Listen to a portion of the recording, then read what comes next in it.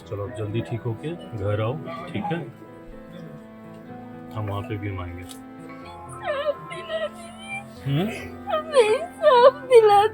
बिल्कुल होगा बेटा, बिल्कुल होगा, बिल्कुल होगा। आप बिल्कुल चिंता मत करो, ठीक है?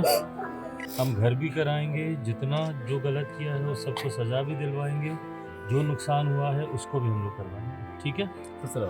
बस सिर्फ अब यहाँ से मुस्कुराना है और आगे पढ़ाई पे ध्यान देना है। दरभंगा जिले के कुशेश्वर स्थान प्रखंड के हरिनगर में हाल ही में हुई हिंसक घटना ने पूरे इलाके का माहौल गर्मा दिया।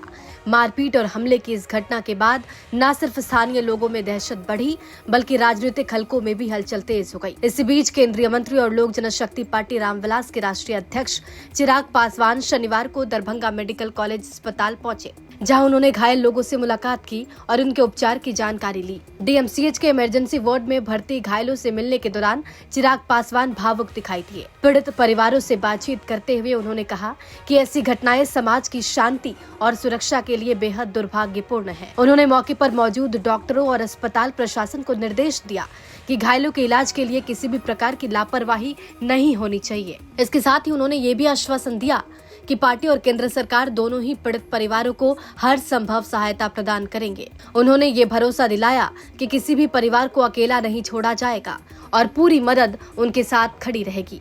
अस्पताल से बाहर निकलकर मीडिया से बातचीत करते हुए चिराग पासवान ने घटना को जघन्य अपराध बताते हुए कड़ी प्रतिक्रिया दी।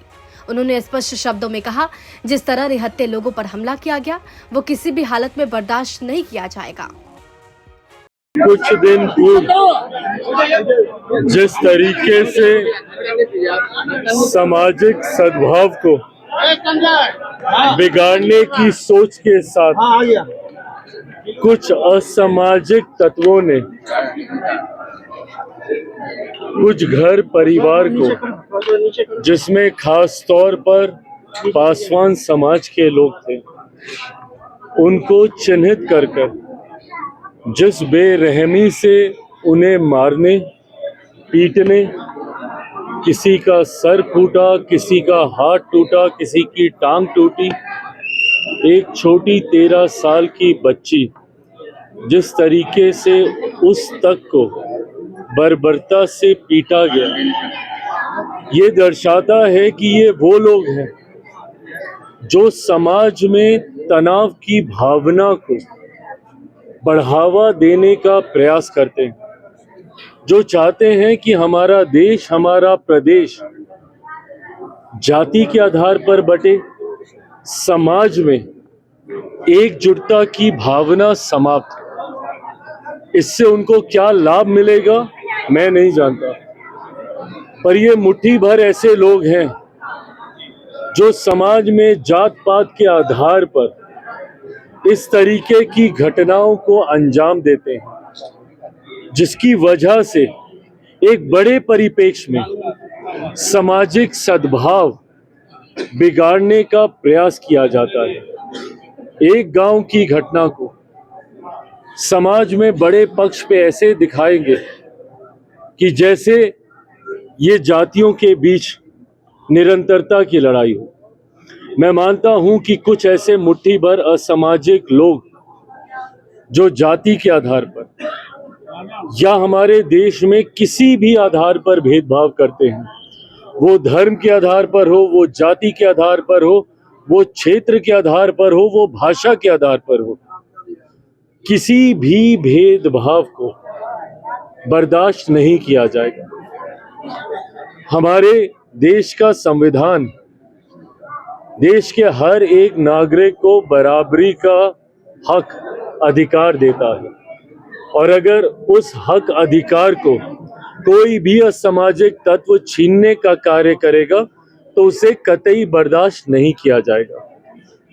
आज जब ये घटना घटी है, पीड़ितों से निरंतरता में मैं, मेरी पार्टी के तमाम साथी संपर्क में रहे, हमारे जिला की इकाई जिस दिन ये घटना घटी तब से निरंतरता में उनके माध्यम से मैं पीड़ितों के संपर्क में था। कुछ दिन पूर्व अनुसूचित जाति आयोग के अध्यक्ष मृणाल जी यहाँ पर आए थे। उसके बाद हमारी पार्टी से बिहार सरकार में मंत्री संजय पासवान जी वो यहाँ पर आए, और आज जब मैं खुद यहाँ पर आया हूँ, इतना विश्वास जरूर दिलाऊंगा कि जो भी दोषी है कतई उसे बख्शा नहीं जाएगा। मैं लगातार स्थानीय प्रशासन के भी संपर्क में हूँ, और अगर इसमें गलती से भी कोई भी प्रशासनिक अधिकारी भी अगर उनका कोई संरक्षण कर रहा होगा, बख्शा उसे भी नहीं जाएगा। समाज में ये संदेश इस घटना के बाद देना जरूरी है कि जो भी सामाजिक एकता को बिगाड़ने का प्रयास करेगा, और वो भले कोई भी हो और अपने आप को वो कितना भी रसूखदार क्यों ना समझता हो, कानून सबको एक बराबर देखता है, सबके लिए एक बराबर है। ऐसे में जितने भी दोषी हैं चुन चुन कर एक एक को कड़ी से कड़ी सजा दी जाएगी। इस घटना को लेकर स्थानीय एसपी नहीं, मैं गृह मंत्री के भी संपर्क में हूं, और उनसे भी इस घटना की जानकारी जब जिला इकाई से हमको मिली और संजय पासवान जी जब यहां से गए, ये जानकारी हमने भी उनको दी है। अनुसूचित जाति आयोग के अध्यक्ष जब मृणाल जी यहाँ से गए, उन्होंने भी ये जानकारी दी है, और अब आज वापस जाने के बाद पुनः सम्राट चौधरी जी से बात कर इस बात को सुनिश्चित किया जाएगा कि दोषी के ऊपर अब जल्द से जल्द सख्त कार्रवाई हो। पीड़ितों को जो हुआ है अलग अलग क्षेत्र से, इस बात को हम लोगों ने सुनिश्चित किया है कि उनको मुआवजा मिले, भले वो अनुसूचित जाति आयोग से मुआवजा हो, सरकार के माध्यम से हो, प्रशासन के माध्यम से हो, मेरी पार्टी के माध्यम से जो सहयोग हो सके। पर ऐसे में अभी भी ज्यादा ध्यान हमें इस बात का रखना है, यकीनन घर टूटा है, प्रशासन से आज भी बात कर शांभवी स्थानीय सांसद यहाँ पर मौजूद हैं हमारे साथ, ये भी लगातार लगी रही हैं, और हम लोग इस बात का प्रयास कर रहे हैं कि इनके घर पहुँचने से पहले घर की व्यवस्था ठीक हो। पर उससे ज़्यादा ज़रूरी है कि जो डर की भावना पीड़ितों के मन में आई है, उसमें हम लोग साथ रहकर उनको डर की भावना से बाहर निकालने का हम लोग कार्य करें।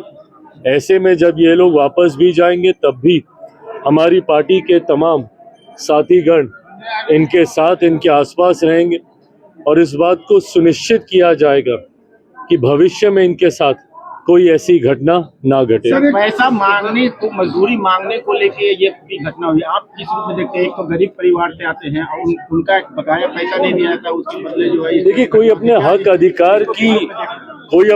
अधिकार की बात करे और उसको आप न्याय दिलाने के बजाय आप उनके साथ इस तरीके की घटना को अंजाम दें, ये सरासर निंदनीय है और बर्दाश्त नहीं किया जा सकता।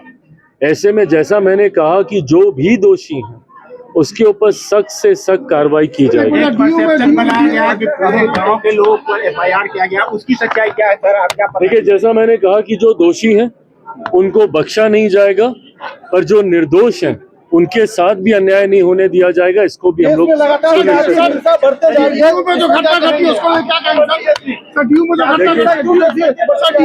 देखिए, कुछ ऐसे सामाजिक तत्व हैं जो इस तरीके की घटना को अंजाम देते हैं, किसी भी दोषी को बख्शा नहीं जाएगा। ये हमारी सरकार की प्रतिबद्धता।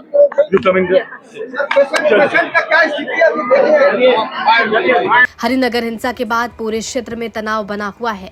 स्थानीय प्रशासन ने अतिरिक्त सुरक्षा बलों की तैनाती कर दी ताकि किसी भी तरह की अप्रिय स्थिति को नियंत्रित किया जा सके।